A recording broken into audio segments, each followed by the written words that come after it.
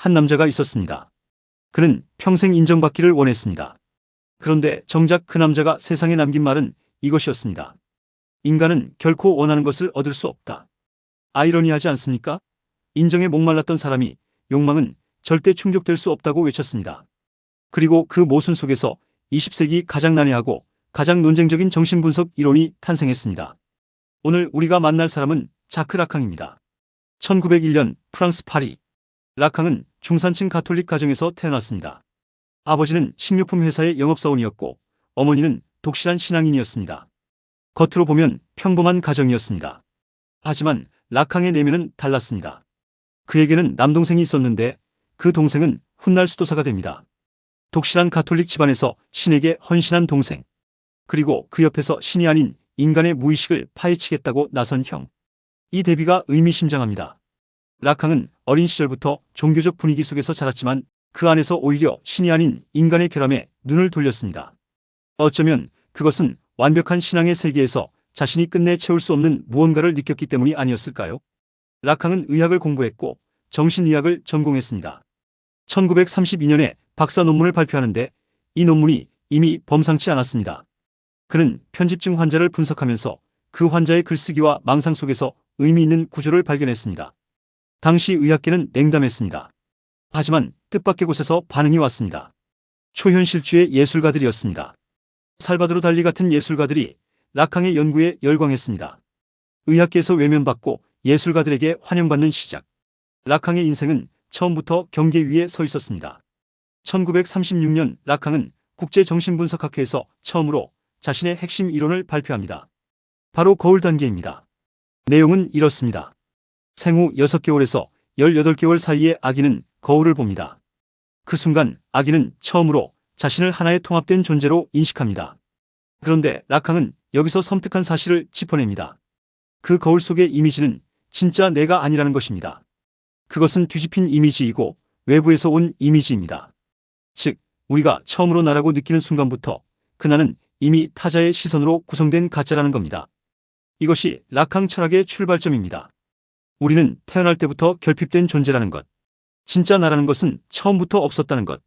그런데 이 이론을 발표하던 날 학회의 의장이었던 어니스트 존스가 발표를 강제로 중단시켰습니다. 발표 시간을 초과했다는 이유였습니다. 라캉은 굴욕적으로 단상에서 내려와야 했습니다. 평생을 인정에 굶주렸던 라캉.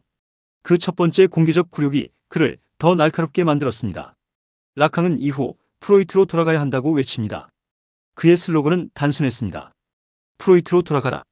당시 정신분석학계는 미국을 중심으로 자아심리학으로 흘러가고 있었습니다. 쉽게 말해 자아를 강화하고 현실에 잘 적응하게 만드는 치료 방식이었습니다. 라캉은 이것을 정신분석의 배신이라고 불렀습니다. 라캉이 보기에 프로이트가 발견한 진짜 혁명은 자아가 아니라 무의식이었습니다. 그리고 무의식은 언어처럼 구조화되어 있습니다. 이것이 라캉의 두 번째 핵심 명제입니다. 우리가 말을 할 때 우리는 자신이 원하는 것을 정확히 말하지 못합니다. 말은 항상 의도를 빗나갑니다. 그 빗나간 틈 사이에서 무의식이 드러납니다. 말실수, 꿈, 농담, 증상. 이 모든 것이 무의식이 언어처럼 작동한다는 증거라고 라캉은 주장했습니다. 이제 라캉의 가장 유명한 개념, 욕망으로 들어가 봅니다. 라캉은 이렇게 말했습니다. 인간의 욕망은 타자의 욕망이다. 무슨 뜻일까요? 우리가 무언가를 원할 때 그 욕망은 순수하게 내 것이 아닙니다. 우리는 타인이 원하는 것을 원하고 타인의 눈에 욕망받는 존재가 되고 싶어 합니다. 명품 가방을 사고 싶은 마음, 좋은 직장에 가고 싶은 마음, 인정받고 싶은 마음. 라캉은 이 모든 것이 결국 타자의 시선에서 비롯된 욕망이라고 봤습니다. 그리고 욕망은 절대 충족되지 않습니다. 왜냐하면 무언가를 얻는 순간 욕망은 이미 다른 곳으로 이동해버리기 때문입니다.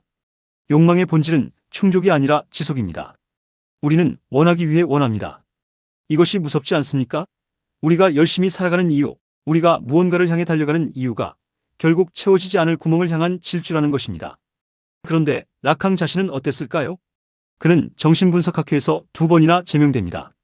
1953년에 프랑스 정신분석학회에서 쫓겨났고 1963년에는 국제정신분석학회로부터 공식 제명 통보를 받습니다. 이유는 그의 특이한 치료 방식 때문이었습니다. 라캉은 치료 시간을 자유롭게 조절했습니다. 어떤 날은 5분 만에 세션을 끝냈고 어떤 날은 몇 시간을 이어갔습니다. 기존 정신분석의 규칙을 완전히 무시했습니다. 쫓겨난 락항은 어떻게 했을까요? 그는 1964년 자신만의 학교를 세웁니다. 파리 프로이트 학파. 그리고 매주 세미나를 열기 시작합니다.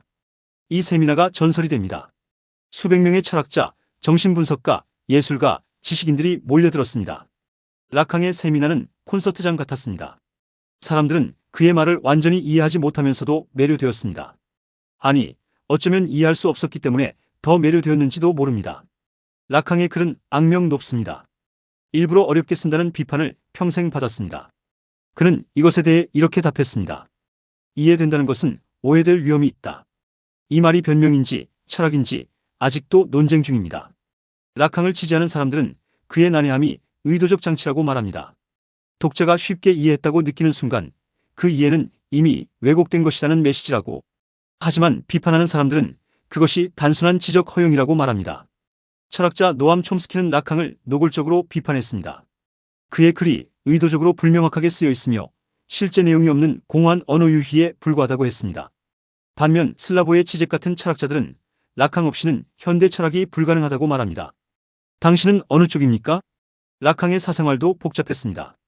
그는 첫 번째 아내 마리 루이지와 결혼했지만 친구의 아내 실비아와 사랑에 빠집니다. 결국 이혼하고 실비아와 결합하지만 첫 번째 결혼에서 태어난 딸 카롤린을 거의 돌보지 않았습니다. 그 딸은 나중에 아버지에 대한 책을 씁니다.